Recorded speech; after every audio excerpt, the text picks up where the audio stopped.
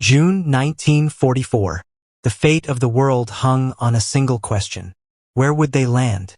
Across the English Channel, the German army was waiting. They knew the invasion was coming. They knew that the Americans and the British were gathering a massive force in England. They knew that if they could stop the Allies on the beaches, the war would be over. Adolf Hitler had built a fortress to stop them. The Atlantic Wall.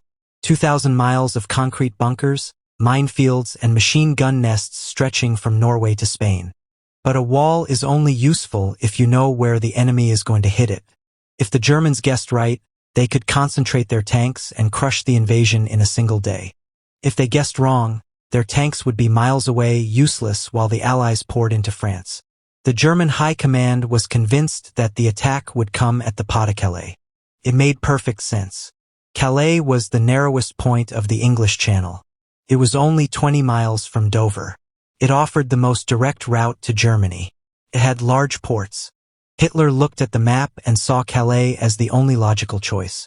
The Allies knew this. They knew that Hitler was obsessed with Calais. So, instead of trying to change his mind, they decided to confirm his fears. They decided to build him an army that didn't exist. They called it the First United States Army Group, or FUSAG. On paper, it was the most terrifying force in the world. It had 50 divisions. It had thousands of tanks. It had 1 million men. And it was commanded by the one general the Germans feared the most. George S. Patton. The Germans respected Patton. They believed he was the best Allied commander. They believed that wherever Patton was, the main attack would be. So the Allies put Patton in southeast England, right across the water from Calais.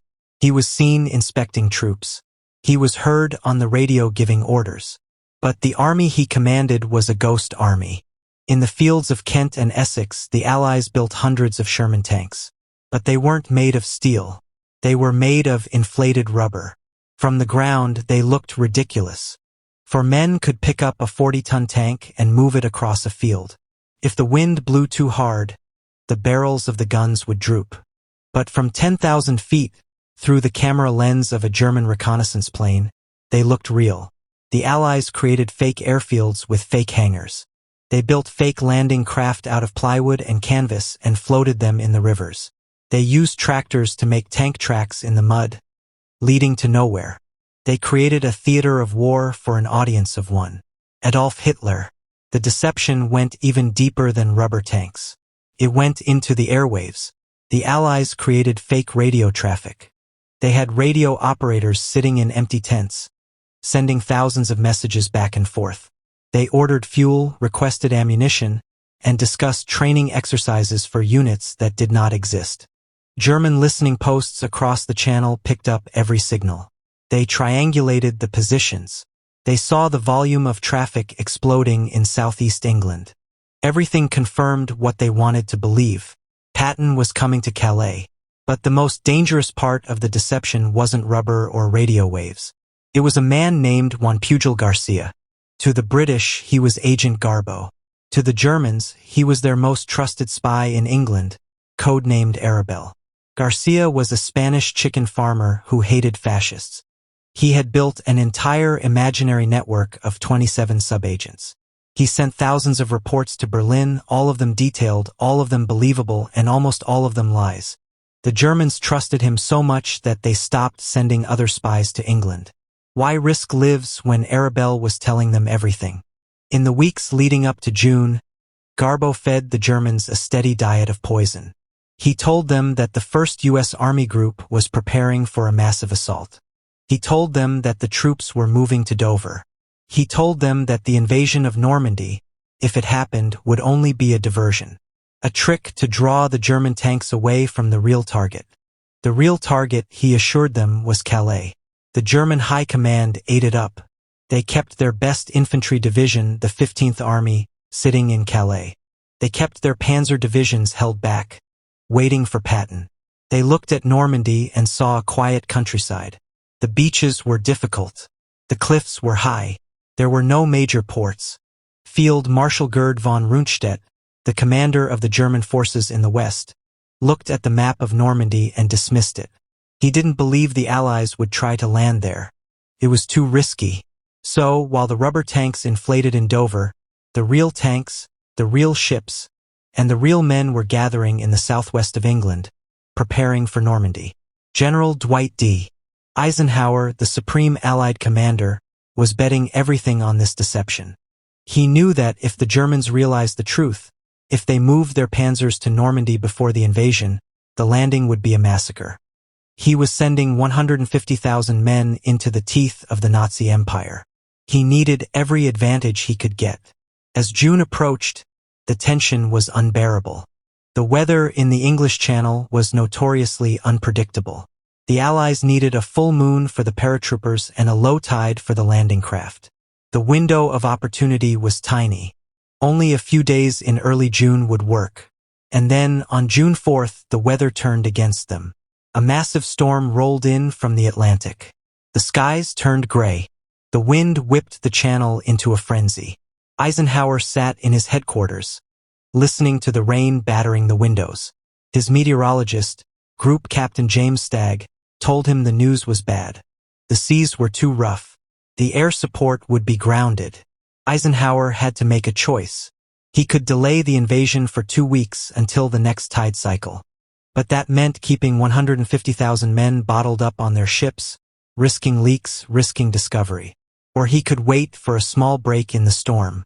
On the other side of the channel, the German commanders looked at the same storm and smiled. They knew the Allied rulebook. No invasion in bad weather. They relaxed. The officers scheduled leave. The training exercises were cancelled. In their minds, the month of June was safe. The Allies wouldn't dare attack in a gale. And even if they did, they would attack Calais, where the 15th Army was waiting for them. They didn't know about the rubber tanks. They didn't know that Agent Garbo was lying to them. And they didn't know that a break in the weather was coming. The trap was set. The Germans were looking the wrong way. The Phantom Army had done its job. Now it was up to the real army. On the night of June 5, 1944, the greatest armada in history began to move into the dark waters of the Channel. 5,000 ships, 12,000 aircraft, 150,000 young men. They were heading for a place the Germans thought was safe. Normandy. But there was one more piece of luck that the Allies hadn't planned for. One final mistake that would leave the German defenses leaderless at the critical moment. The man in charge of the beaches, the legendary Desert Fox, was about to make a decision that would haunt history. He was going to go shopping for shoes. June 5, 1944. If you stood on the cliffs of Normandy on that Monday evening, you would have struggled to stand upright. A gale was blowing in from the North Atlantic. It was not just a summer storm. It was the worst weather the English Channel had seen in 20 years. The wind was screaming at 30 knots. The waves were crashing against the pillboxes, throwing freezing spray 30 feet into the air. The sky was a bruising shade of purple and gray.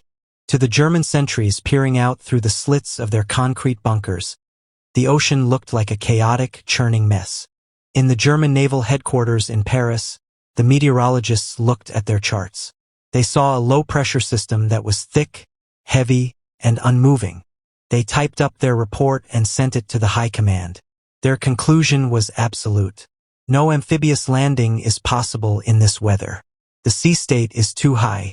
The air cover would be grounded. Any attempt to cross the channel tonight would be suicide. This report was the single most important document of the entire invasion. Because it was wrong. The German weather stations in the Atlantic had been destroyed by the Allies. They were blind to a small break in the weather that was forming off the coast of Newfoundland.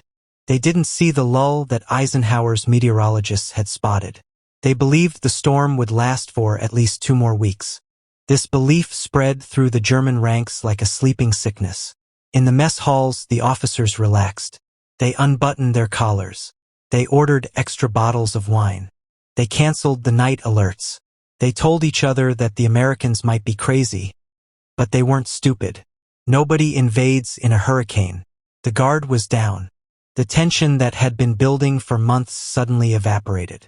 And this false sense of security reached all the way to the top. Field Marshal Rommel was the commander of Army Group B. He was responsible for defending the French coast. He was the most famous soldier in the Reich, the Desert Fox, a man who slept 4 hours a night and spent his days obsessively checking minefields and gun emplacements. He had told his aide, Captain Helmuth Lang, just a few weeks earlier, the first 24 hours of the invasion will be decisive. It will be the longest day. Rommel knew the attack was coming. He felt it in his bones. But on the morning of June 5th, Rommel looked out the window of his headquarters at the Château de la Rocheguyon. He saw the rain lashing against the glass. He saw the trees bending in the wind. He made a calculation. He needed to go to Germany. He needed to speak to Adolf Hitler in person. Rommel was frustrated. He was fighting a war on two fronts, one against the Allies and one against the German High Command. He wanted to move the Panzer divisions, the 12th SS and the Panzer Lehr, right up to the coast. He wanted them on the beaches, ready to counterattack immediately. But his superior, Field Marshal Gerd von Rundstedt, and the generals in Berlin disagreed. They wanted to keep the tanks inland in a central reserve. They wanted to wait and see where the invasion happened before committing their forces. Rommel knew this was madness. He knew that once the Allied Air Force controlled the skies, the German tanks would never be able to move in daylight. They would be destroyed on the roads. He had to convince Hitler to give him control of the panzers. So, he planned a trip to Berchtesgaden, Hitler's mountain retreat in the Bavarian Alps. But there was another reason for the trip. Personal reason. June 6th was a special day. It was the 50th birthday of his wife, Lucy. Rommel was a devoted husband. He wrote to Lucy almost every day of the war. He wanted to be there for her big milestone. He had spent weeks arranging a special gift. He had found a pair of handmade gray suede shoes in a fashionable shop in Paris, size 5.5. He imagined the look on her face when he presented them to her. A quiet family dinner. A break from the stress of the war. A chance to rest before the inevitable battle. So, at 7 o'clock on the morning of June 5th, the most important commander in the German army walked out of his headquarters. He climbed into his black Horch-staff car. He didn't look back at the map room. He didn't check the tide tables one last time. He told his staff he would be back in 3 days. The car pulled away, heading east toward Germany. Driving away from the coast. Driving away from history. As Rommel's car sped along the wet roads of France, putting mile after mile between him and the invasion beaches, he wasn't the only one leaving. It was as if a curse had fallen over the German command structure. A conspiracy of coincidence. General Friedrich Dahlmann was the commander of the 7th Army. His troops were the ones manning the bunkers in Normandy. If an attack came, he was the man who would have to direct the defense. But General Dahlmann was not at his post. He had ordered a series of war games, a map exercise, to be held in the city of Rennes, over 100 miles away from the Normandy coast. The exercise was scheduled for the morning of June 6th. So, on the night of June 5th, all the senior divisional commanders, the regimental colonels, and the artillery chiefs were leaving their units. They were getting into their cars and driving to Rennes. They were looking forward to a theoretical discussion about how to stop an invasion. They were bringing their best maps and their notebooks. They were preparing to fight a battle on paper, in a warm room with coffee and sandwiches. They had no idea that while they were driving south, the real enemy was sailing south. And it got worse. General Edgar Feuchtinger was the commander of the 21st Panzer Division. This was the only armored division that was actually close to the beaches. These were the tanks that Rommel had fought so hard to position near Cannes. These were the tanks that could actually reach the ocean. But General Feuchtinger was not with his tanks. He was in Paris. He had taken a trip to the capital. Some historians say he was there to acquire supplies. Others suggest he was visiting his mistress, a cabaret dancer. Whatever the reason, the commander of the most critical tank unit in Normandy was 150 miles away, enjoying the nightlife of Paris, while his tanks sat under camouflage nets with their engines cold. By midnight on June 5th, the Atlantic Wall was effectively an orphan. The bunkers were manned by teenagers and conscripts from Poland and Russia who barely spoke German. The sergeants were playing cards. The officers were drinking wine. And the generals were gone. Rommel was in Germany with a pair of shoes. Dahlmann was in Rennes with a map exercise. Feuchtinger was in Paris. The chain of command was broken. If a phone rang in a headquarters, there would be no one with the authority to answer it. If a panic broke out, there would be no one to give an order. At the exact same moment, out in the English Channel, the sea was black with ships. The seasickness among the Allied troops was terrible.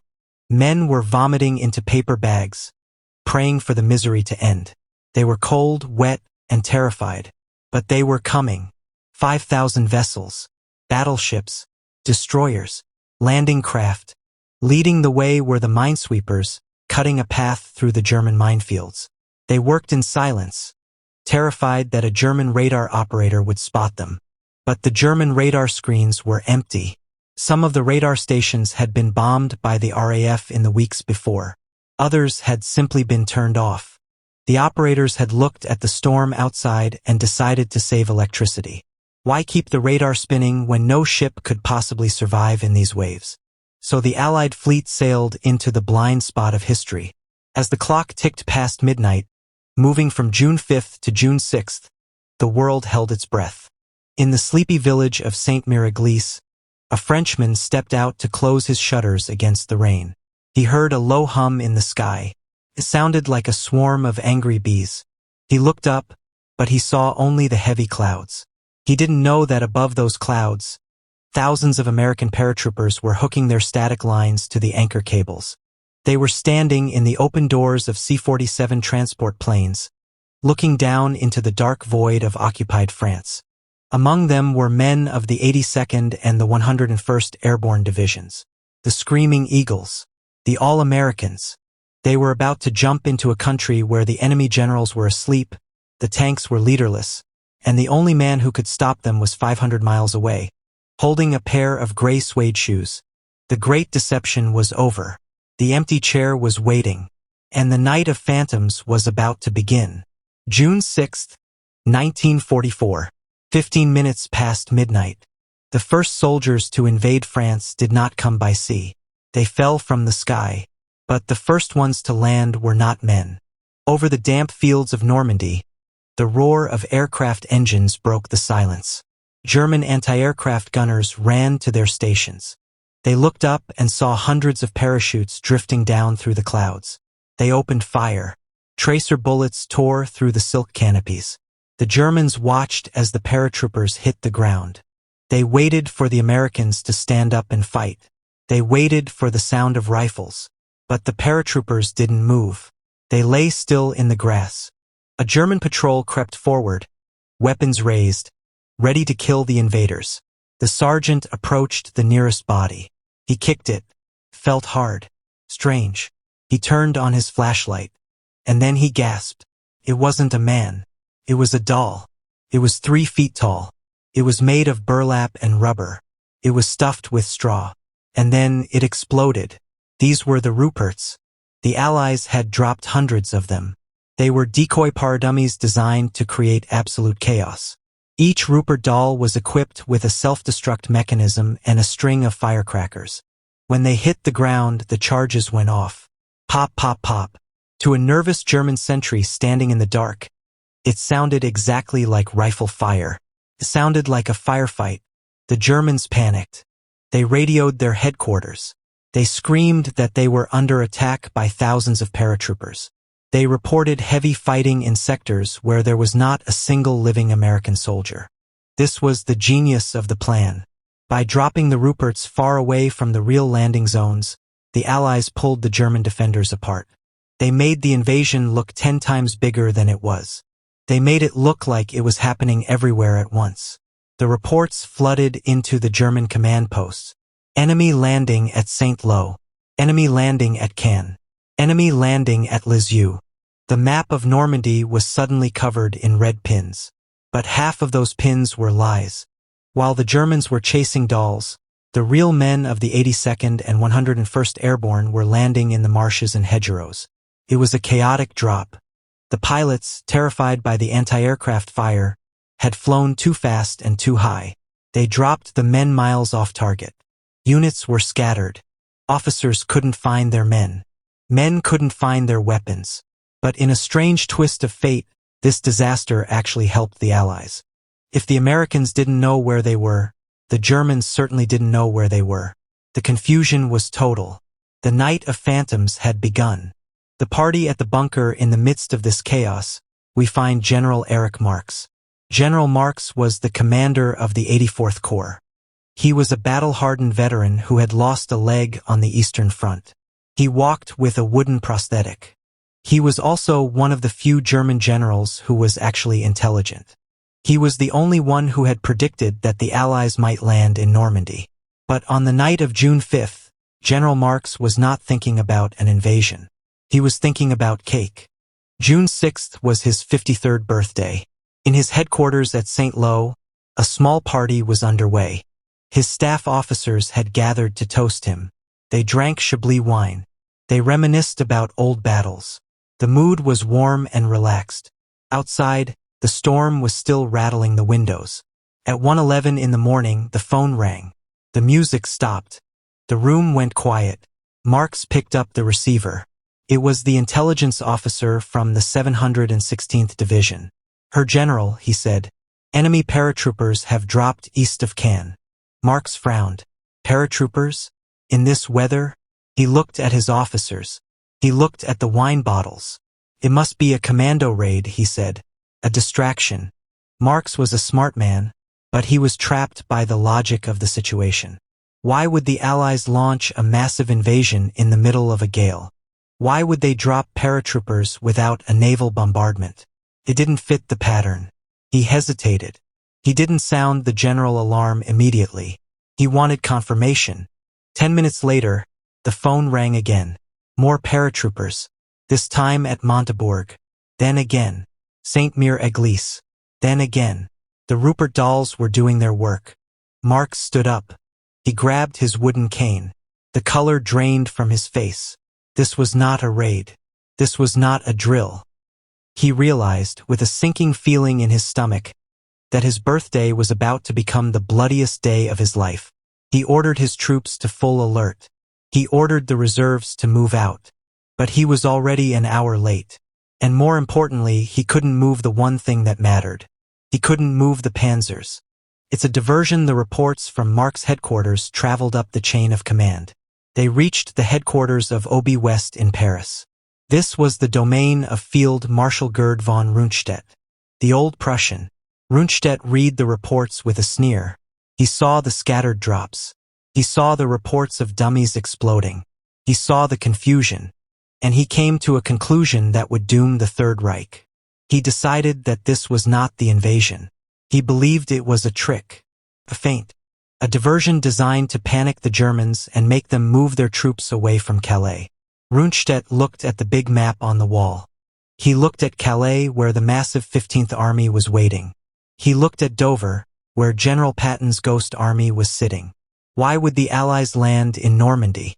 There were no big ports there. How would they supply their army? It made no sense. Rundstedt was convinced that this was just a jab. The knockout punch would come later at Calais. So, he refused to commit his strategic reserves. He had two of the most powerful tank divisions in the world sitting right there. The 12th SS Hitlerjugend and the Panzer Lehr. 500 tanks. Thousands of fanatical soldiers. If he unleashed them now, if he sent them driving toward the Normandy beaches in the dark, they would arrive at dawn. They would catch the Americans just as they were wading out of the surf. They would turn Omaha Beach into a slaughterhouse. But Rundstedt held them back. He needed permission from the Supreme Command. He needed permission from the OKW. But the OKW was a mess of bureaucracy and fear. General Alfred Jodl, the chief of operations in Berchtesgaden, received the call from Paris. Rundstedt's staff was asking for the panzers. They were saying the situation was serious. But Jodl was calm. Too calm. He looked at the reports. He saw the word confused written over and over again. "We must not lose our nerve," Jodl said. "We must wait until the picture is clear." He refused to release the panzers. He ordered them to hold their positions. The clock was ticking. It was now 3 in the morning. The Allied armada was just miles off the coast. The landing craft were being lowered into the water. The German defenses were paralyzed. Rommel was asleep in Germany. The divisional commanders were driving back from their war games in a panic. Marx was staring at a map in disbelief, and Rundstedt was waiting for Patton. The German war machine, usually so efficient, so ruthless, was frozen. It was frozen by a lie. And in the center of this paralysis, there was one man who could have changed everything. One man who had the power to snap his fingers and send the panzers roaring toward the sea. Adolf Hitler. But Adolf Hitler was at the Berghof, his home in the mountains. He had stayed up late the night before, listening to Wagner and talking about the future of the Aryan race. He had taken a strong sleeping pill to help him rest. He was asleep in his room. The curtains were drawn. The world was quiet. Outside his door, his adjutants whispered. The phones were ringing. The generals were begging for orders. But there was a rule in the Third Reich. A rule more important than any military strategy. No one wakes the Führer. And so, while the fate of Europe was being decided on the cold, wet sands of France, the most powerful man in Germany lay under his warm blankets, lost in a drug-induced dream. The night of phantoms was ending. The sun was about to rise, and the most expensive nap in history was about to begin. June 6, 1944. For in the morning, the sun was not yet up, but the horizon was beginning to turn a bruised shade of gray. In the forests south of Cannes, something terrifying was hiding in the shadows. It was the Panzer Lehr Division. This was not just a tank unit. It was the deadliest armored force the Wehrmacht had ever assembled. It was a showpiece of Nazi power. It had 237 tanks. It had nearly 700 half-tracks. It had its own artillery. Its soldiers were elite, highly trained, and fully indoctrinated. Parked next to them was the 12th SS Panzer Division, the Hitlerjugend. These were teenagers, 18-year-olds raised on Nazi ideology, commanded by ruthless veterans from the Eastern Front. They were fearless, fanatical, and eager to die for the Führer. Together, these two divisions represented the iron fist of the German army. They were sitting just a few hours' drive from the invasion beaches. Their fuel tanks were full. Their ammunition racks were loaded with armor-piercing shells. The crews were standing by their machines, smoking cigarettes, listening to the distant rumble of the Allied naval bombardment. They knew the battle had started. They could hear the thunder of the heavy guns rolling in from the coast. The ground beneath their boots was trembling. Major Fritz Bayerlein, the commander of the Panzer Lehr, was ready. He looked at his watch. He looked at his map. He knew exactly what to do. If he gave the order now, his columns could be on the coast by mid-morning. They could crash into the Allied beachheads just as the Americans were struggling through the sand. They could turn the invasion of Normandy into a massacre. But Bayerlein could not give the order. His tanks were turned off. The engines were cold. The silence in the tank park was heavy and unnatural. These tanks were not under the command of Rommel. They were not under the command of Rundstedt. They were designated as OKW Reserve, Oberkommando der Wehrmacht. That meant they belonged personally to Adolf Hitler. According to the strict protocols of the Third Reich, these divisions could not move a single inch without a direct order from the Führer himself. So, the most powerful weapon in the German arsenal sat idle in a French forest, waiting for a telephone to ring. The desperate call in Paris, Field Marshal Gerd von Rundstedt was pacing the floor of his headquarters. The old Prussian was furious. The reports coming in were no longer confusing. They were terrifying.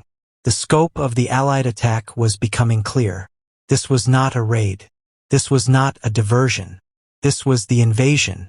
Rundstedt realized he had made a mistake earlier in the night. He had hesitated. But now he wanted to act. He wanted to unleash the dogs of war. He turned to his chief of staff, General Blumentritt. "Get Berchtesgaden on the line," he barked. "We need the panzers released immediately." The call was placed to the Berghof, Hitler's mountain retreat in the Bavarian Alps. It was now 5 in the morning. The phone rang in the office of the operations staff at the Berghof. On one end of the line was Rundstedt's headquarters, screaming for tanks. On the other end was the quiet, sterile atmosphere of Hitler's inner circle. The man who took the call was General Alfred Jodl, the chief of the operations staff of the Armed Forces High Command. Jodl was a capable staff officer, but he suffered from the same disease that infected everyone around Hitler: fear. He had seen Hitler's rages. He had seen generals screamed at, humiliated, and fired for making decisions without permission. He knew that Hitler was paranoid about Calais. Hitler had said over and over again that Normandy was a trap. If Jodl released the Panzers now and sent them to Normandy, and it turned out to be a feint, Hitler would have his head. Jodl listened to Rundstedt's request. Field Marshal Rundstedt requests immediate release of the 12th SS and Panzer Lehr to counterattack the enemy landings. The voice on the phone said. Jodl looked at the clock. He looked at the closed door of Hitler's bedroom. No, Jodl said. His voice was cold. The situation is not clear. We must wait for the Führer's decision. The voice on the other end was desperate. But General, the invasion is here. We are losing time. Then wake him up. Wake the Führer. Jodl stiffened. The silence on the line was deafening. Wake him up?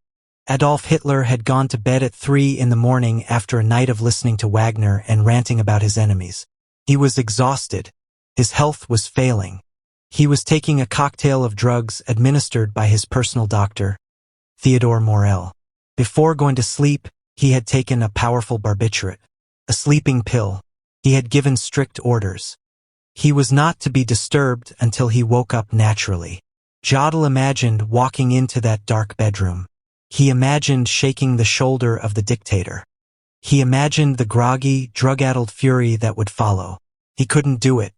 The fear of the man was greater than the fear of the enemy. The Führer is asleep, Jodl said. He has taken a sleeping pill. I will not wake him for a false alarm. We will wait until he rises. He hung up the phone. With that one click, Jodl sealed the fate of the German army. He chose to let the Americans land rather than risk an angry conversation with his boss. The slaughter on the beaches 6:30 in the morning. While Jodl went back to his paperwork in the quiet mountains of Bavaria, hell opened up on Omaha Beach. The ramp of a Higgins boat slammed down into the surf. 30 American soldiers from the 29th Infantry Division charged out. Within seconds, 29 of them were dead or wounded. German machine guns, the MG-42s, ripped into them from the cliffs. The rate of fire was so high it sounded like tearing canvas. 1,200 rounds per minute. The water turned red. Bodies piled up in the surf. Men were screaming for their mothers. Men were drowning under the weight of their own packs. The American assault was falling apart. General Omar Bradley, watching from a cruiser offshore, was horrified. He considered abandoning the beach. He considered calling off the invasion. The German defenders on Omaha were winning. They were holding the line. But they were just infantry. They had no tanks. They had no heavy reserves. They were radioing for help. Where are the Panzers? Where is the counterattack? Just 20 miles away, the crews of the Panzer Lehr were still waiting. The sun came up. 7 in the morning. The Americans were pinned down behind the seawall. They were fragile, vulnerable. If a column of Panther tanks had appeared on the ridge at that moment, they could have rolled down onto the beach and pushed the Americans back into the sea. It would have been a slaughter. 8 in the morning. Major Bayerlein paced by his tank. He smoked cigarette after cigarette. He cursed the high command. He knew, with the instinct of a soldier, that the golden window was closing. Every minute he sat there was a minute the Americans used to bring more men ashore, to bring up their own tanks, to set up their radios. 9 in the morning. The Americans on Omaha began to move. A few brave men, General Norman Cota, Colonel George Taylor, rallied the survivors. They blew gaps in the wire. They started to climb the bluffs. The German defenders began to run out of ammunition. They looked behind them, scanning the roads for the dust clouds of the relief column. But the roads were empty. 10 in the morning. The sun was high in the sky.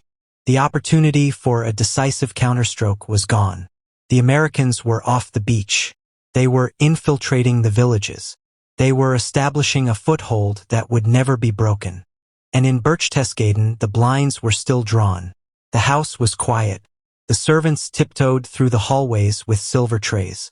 The guards stood like statues. Inside the master bedroom, the breathing of Adolf Hitler was heavy and rhythmic. He was dreaming. Perhaps he was dreaming of victory. Perhaps he was dreaming of Germania, his new capital city. He did not know that his empire was burning. He did not know that thousands of young Americans were dying to destroy him. And he did not know that his own generals were so paralyzed by his terror that they were letting him sleep through the apocalypse. 11 in the morning. The Battle of Normandy was 5 hours old. The beachheads at Utah, Gold, Juno, and Sword were secure. Omaha was stabilizing. The Panzer Lehr and the 12th SS were still sitting in the forest. The engines were still cold. Finally, around noon, a stirring was heard from the bedroom. The bell rang. The valet entered. Adolf Hitler sat up in bed. He was groggy. He asked for his tea. Only then, after he had washed and dressed, did General Jodl pluck up the courage to enter the room. He held the reports in his hand. His hands were shaking slightly. "Mein Führer," he said, "the Allies have landed in France." Hitler took the papers. He put on his glasses. He didn't scream. He didn't rage. He smiled. It was the smile of a man who has lost touch with reality. So, he said, "The British and Americans have finally left their island. This is exactly where we want them. Now we can destroy them." He acted as if it was all part of his plan. Jodl asked the question that should have been asked 8 hours ago. "Shall we release the Panzer reserves?" Hitler waved his hand dismissively. "Yes, yes. Release them. Crush them on the beaches." It was almost 1 in the afternoon when the order finally went out. Major Bayerlein received the call. He shouted the command. "Start the engines." 237 tank engines roared to life. The blue smoke filled the forest. The tracks began to churn the mud. The beast was finally awake. The German armor was moving. But as they pulled out onto the main roads of Normandy, Bayerlein looked up at the sky. The storm had passed. The clouds had broken. The sun was shining brightly. And in that clear blue sky, he saw the glint of silver wings. Thousands of them. The Allied Air Force, the Typhoons, and the Thunderbolts had been grounded by the storm all night. But now, the weather that had kept Rommel in Germany, the weather that had fooled the meteorologists, had cleared. The sky belonged to the Allies. And the German tanks, moving in broad daylight, crowded on the narrow French roads, were not hunters. They were targets. The sleeping pill had done its work. Now the rockets would do theirs. The turning point of the war had come and gone while a dictator took a nap. Noon. June 6, 1944. The sun was high over the Bavarian Alps. The air was crisp and clean. At the Berghof, the staff was preparing lunch. Vegetable stew and apple cake. Adolf Hitler walked into the great hall. He looked rested. The sleeping pill had worked. He sat down with his entourage. He seemed to be in a good mood. When General Jodl finally presented the full situation map, Hitler did not look like a man who was losing a war. He looked like a man who had been given a gift. For months, he had been waiting for the Allies to attack. He had been paranoid about where they would strike. Now the waiting was over. He tapped the map. He turned to his generals and said, "The news could not be better. We have them where we can destroy them." He believed the invasion was a trap for the Allies. He believed they had walked into his kill zone. He finally gave the official order to release the Panzer reserves. But he did it with the casual air of a man signing a routine form. He did not understand that he was signing the death warrant of the Third Reich. He did not understand that time is the one resource you can never get back. The order was typed up. It was encrypted. It was transmitted over the teleprinter lines to Paris. Then it was decoded. Then it was telephoned to the field headquarters. By the time the order actually reached the tank commanders in the forests of Normandy, it was 4 o'clock in the afternoon. 10 hours. The Allies had been on French soil for 10 hours. They had unloaded their own tanks. They had set up anti-tank guns. They had pushed miles inland. The window of opportunity, the golden moment when the beaches were fragile, had slammed shut hours ago. But the German tankers didn't know that yet. The clear sky General Fritz Bayerlein, the commander of the Panzer Lehr, finally got the green light. Move out. Attack toward the coast. The engines roared. The massive columns of Panther and Tiger tanks lurched forward. They moved out of the protective cover of the forest and onto the main roads leading to the sea. Bayerlein was an experienced commander. He had fought in Africa. He knew the dangers of war. But as his column moved onto the open road, he noticed something that made his blood run cold. The storm was gone. The gale that had raged for 24 hours, the storm that had kept Rommel in Germany and Hitler in bed, had completely vanished. The sky was a brilliant, cloudless blue, and it was filled with noise. The Allied air forces, the British RAF and the American USAAF, had been waiting for this moment. They had thousands of fighter bombers, Typhoons, Thunderbolts, Mustangs. These planes were known as Jabos by the Germans. Jagbomber, Hunter bombers. They carried rockets and heavy bombs. And they were looking for targets. For 10 hours, the German tanks had been safe because the weather grounded the planes. But now, the tanks were moving in broad daylight, bumper to bumper on narrow French roads. It was a turkey shoot. The Allied pilots looked down and saw the long gray columns. They tipped their wings and dove. The roar of the engines was drowned out by the scream of rockets. The first tank in the column was hit. It exploded, blocking the road. The last tank was hit. The entire division was trapped. Bayerlein watched in horror as his elite unit was dismantled piece by piece. He later described that road as a coffin. The tanks couldn't move off the road because of the hedgerows. They couldn't fight back against the planes. They just sat there and burned. By the time the sun set on June 6th, the Panzer Lehr had lost dozens of vehicles without ever seeing an American soldier on the ground. They had been defeated by the clock and the sky. If they had moved at 4 in the morning, under the cover of darkness and the storm, they might have reached the beach. But they moved at 4 in the afternoon. And that made all the difference. Conclusion: as night fell on June 6th, the shooting finally began to die down. The tide went out, revealing the wreckage on Omaha Beach. The bodies, the burning landing craft, the discarded rifles. But beyond the carnage, there was a new reality. 156,000 Allied soldiers were ashore. They held the ground. They were not going back. The Atlantic Wall, the greatest fortification in history, had been breached in a single day. Historians often look for complex reasons why battles are won or lost. They look at industrial output or tonnage or ballistics. But the victory on D-Day was not just about steel and gunpowder. It was about two different ways of life. The German system was a dictatorship. It was built on fear. In that system, initiative was punished. Independent thought was dangerous. Every decision, no matter how small, had to go to the top. The generals were terrified of making a mistake. So when the moment of crisis came, when the paratroopers dropped and the ships appeared, they froze. They waited for the man at the top. And the man at the top was asleep. The Allied system was a democracy. It was messy. It was chaotic. But on that morning, when the plans fell apart, the Allied soldiers improvised. When the radios broke, the sergeants took command. When the officers were killed, the privates led the charge. General Eisenhower had given his commanders the freedom to act. He trusted them. Hitler trusted no one. And that is why the Allies won. Erwin Rommel eventually made it back to his headquarters late on the night of June 6th. He looked at the map. He saw the Allied beachheads. He saw the destruction of his reserves. He knew right then and there that the war was lost. He reportedly sat in his chair, head in his hands, and said, "The enemy is here." And I was not. The gray suede shoes were still in the box, unworn. The most expensive nap in history was over. Adolf Hitler had slept for only a few hours. But in those few hours, he had lost his empire. The lesson of D-Day is simple. You can build the biggest wall in the world. You can build the strongest tanks. You can have the most disciplined army. But if you build a system where everyone is afraid to wake up the boss, you have already lost. The wake-up call came too late. And the world was saved because a tyrant needed his rest.